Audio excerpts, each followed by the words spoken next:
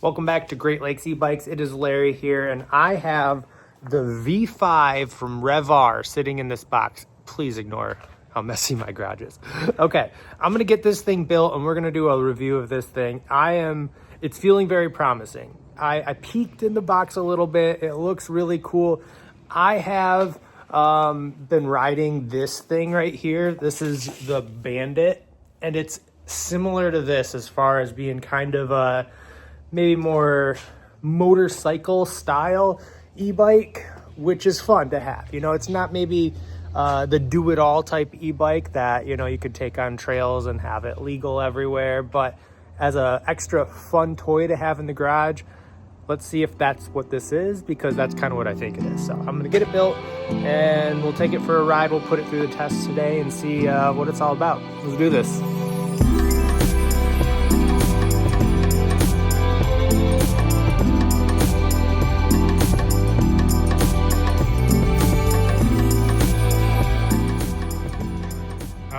So it's been about, I don't know, half hour to get this thing all set up and ready to go. And we're looking good. We got kind of the cool like space camo, whatever you'd call that. Maybe like cyberpunk look. I don't know. It's cool though. And then overall design, if you're looking for that motorcycle kind of cool groovy design, this is it. Now, just full transparency, I skipped putting the front fender on. I'll put this headlight on later. This is a huge headlight. It's pretty cool. I think these are, yeah, I don't know. We'll plug that in hopefully before I end the video. Got the charger here, and these are actually foot pegs somewhere in here too. So yeah, foot pegs. So you can actually technically, and I'm not advising this by any means, but looks like you could have, you know, a passenger. There's enough room. So yeah, do that on your own will. I still don't know if this bike is totally made for that, but it comes with the foot pegs and you could technically do it. So pretty cool. Anyways, yeah, we'll go over some parts here and then we'll take it for some rides. Okay, so before we get into all the parts and tech specs and everything, we have to remember this is only $1,000. Part of the reason I was so excited to review this, at least right now anyways, it's on their website for $1,000. And if you're looking for this style popularized by that Super 78 brand, which was kind of the first kind of half motorcycle, half e-bike, those are like $3,000 now, or maybe they have more affordables in like the, you know, 1,700 range, but for $1,000, you're getting a lot here. I would only maybe also cross-reference this to Natco has a similar bike that is $100 or $200 more than this. So you are getting a lot here. And if you want this style, it's hard to find what I think, at least out of the box, something this good for that price. So why am I saying it's that good? So to start, the battery here is an 18 amp hour battery, and it's kind of hard to see that on a $1,000 bike. In fact, I've never seen a battery that big on a bike this cheap. Take that as a good or bad. I don't know necessarily if any corners are cut to get such a good bike there, or a good battery capacity, but I love to see it. Now, something, you know, that might explain why we're getting so much battery is that I don't see the UL approval here, at least not, you know, prominently placed on the battery. So that might be something we need to check in with to see if they get their batteries UL approved. That could be a reason that this is, you know, maybe on an affordable bike, but 18 amp hours, pretty incredible for, again, for $1,000. Motor, let's talk about that, because they're boasting here a 750 watt motor as well. And it does look like a bigger motor back here. However, I think there's a little bit of a confusion. The stickers it comes with clearly state class 2 500 watt. And on the website, if you read closely, it's actually a peak of 750. So I think it is actually what most brands would compare it to is a 500 watt motor, which is still a lot. It'll do most, but it's going to peak at 750, and it's not actually a true 750 watt motor, which I'm not knocking it for. It's $1,000 bike. I think that's okay to be a 500 watt.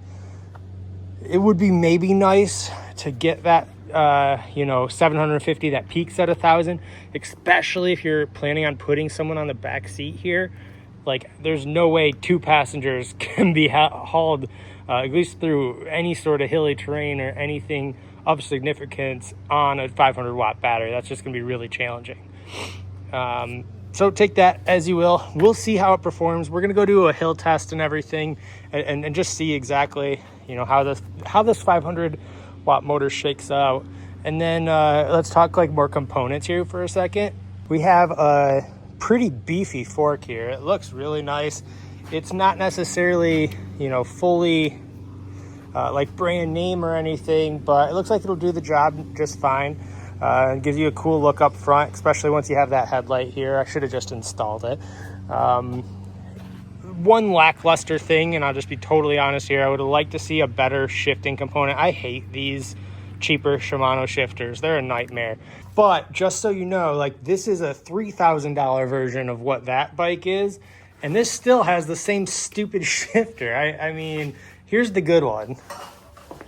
On my Velectric over here, this is the shifter you want to see. It's so much easier. It's the Rapid Fire from Shimano.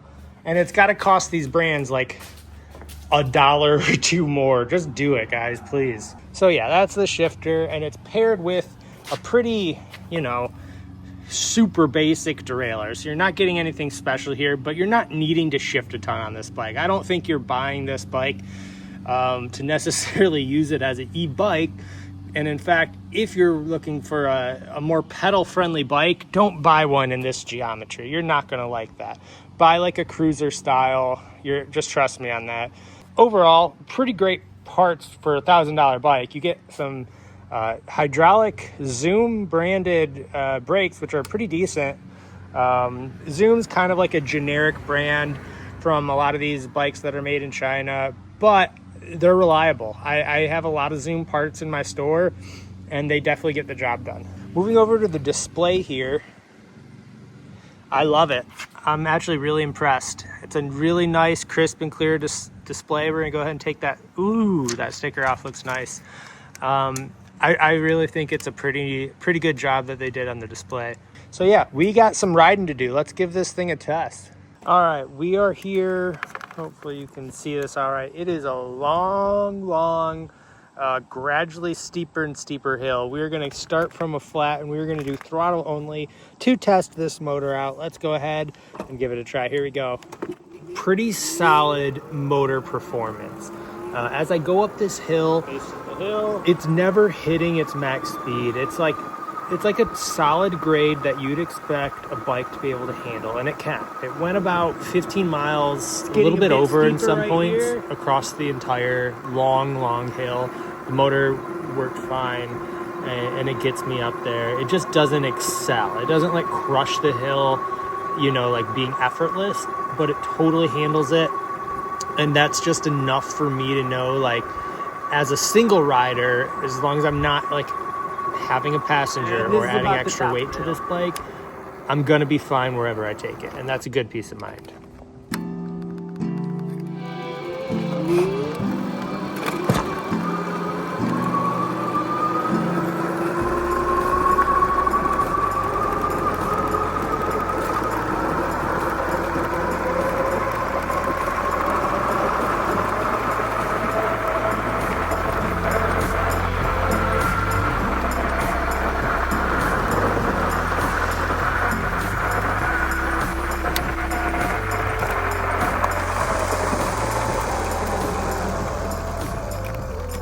All right, that was our max speed, 31 going downhill, crushing it. That was pretty cool.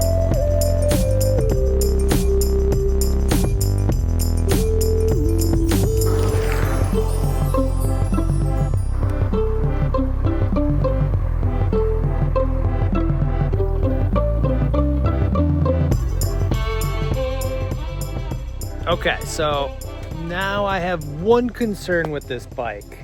First of all, let's talk about that motor.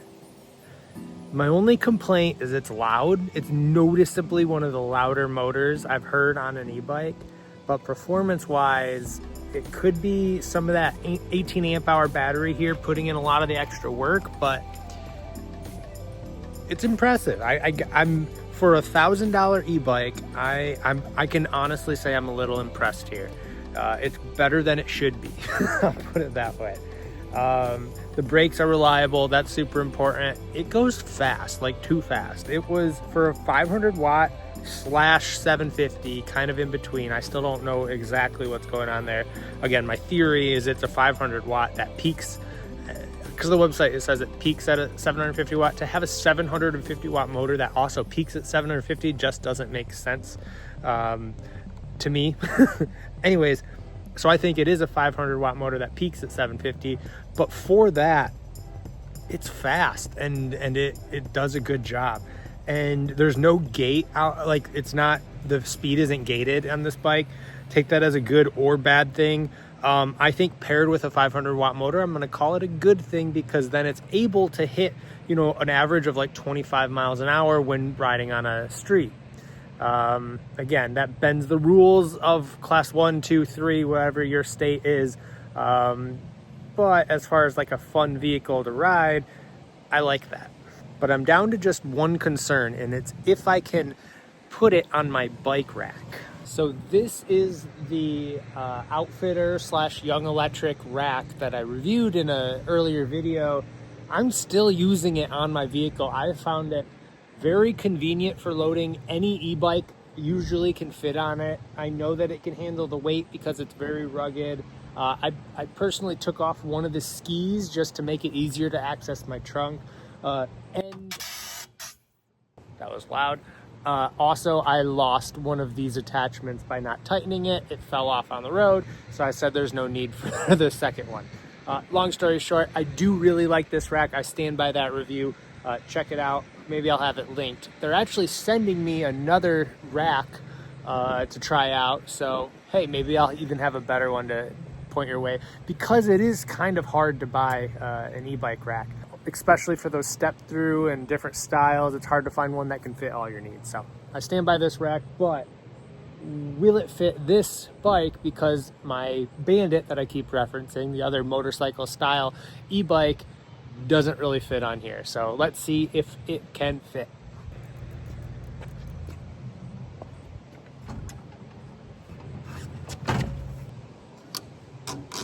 Okay, so yet again, in both this bike and in this rack, I am pleasantly surprised. So the bar was able to grab on right here. I bet it would have also fit up there, but that's great. Yeah, man. We got the rear strap, we got the front strap. Solid. All right, let's take all these parts. Oh, by the way, this is kind of cool. It came with it. It's like a surgeon's scalpel torture kit or something, but or you know, just a standard toolkit. I don't know why my head went to like a Mission Impossible movie. So you got this cool toolkit it comes with. This light that I really should put on the bike someday. What else do we get? Yeah, these are the seat clamps we talked about earlier. Your 500 watt sticker. That's not supposed to be in there. What is this? These are some spare parts that honestly have me a little nervous. I don't know why. Oh, that's a bell. We're not gonna do that. These look like they... Oh, I bet it has to do with putting this light on. Okay, we will deal with that again later. So I'm kind of torn here because I'm very, very surprised that this $1,000 e-bike is so good. It's really fun to ride. The parts aren't bad. Like the worst parts about like bike parts on it happen to be the derailleur, which I don't think I'll use once. Like this is not a bike you're gonna pedal. It's not fun to pedal. It's hard, it's awkward. Don't buy this if you want to pedal. Like that is a big no-no about this bike. It is very fun to use as an electric moped, essentially, is what this bike is, in the style of like a motorcycle cruiser bike. So in that aspect, it does a great job. The battery's huge. It's a perfect battery. The motor is loud, a little bit annoying, but works great. Even for only being a 500 watt, It handles me. I'm about 225 pounds right now, and we were crushing hills at 15 miles an hour, pretty steep hills. So it did a great job. Now, the only maybe caution or concern I'd throw out is if something does end up breaking on this bike. It doesn't have maybe the major brand reparability, something like the Avitins or Velectric or Rad or some of those bigger names. You are missing that. So it is kind of going to be a big question mark. If something goes wrong on this bike, what are you going to do? And that's why you're saving, $500 compared to the competitors in this class of bike. You're taking a risk on maybe, a brand that I'm not saying, I'm throwing words like just hypotheticals out here, but like, what if they don't exist in a year? Some of these smaller brands, it happens. What if something breaks and you need to track parts down? Are they going to be on top of it? I hope they are. My relationship with them so far was just to get this bike to make a review, and they've been absolutely pleasant and quick and very kind. But, they're giving me a review unit. I don't know what it's like being a customer. So that might be different. Hopefully it's as awesome of an experience that I've had. So just got to throw that out there because I'm also struggling to find reasons not to like this bike if this is a style, of course, that you're interested in. So with all that, I'm going to head back to my store, and those were kind of my final thoughts. We're going to go put this thing away, and yeah, man,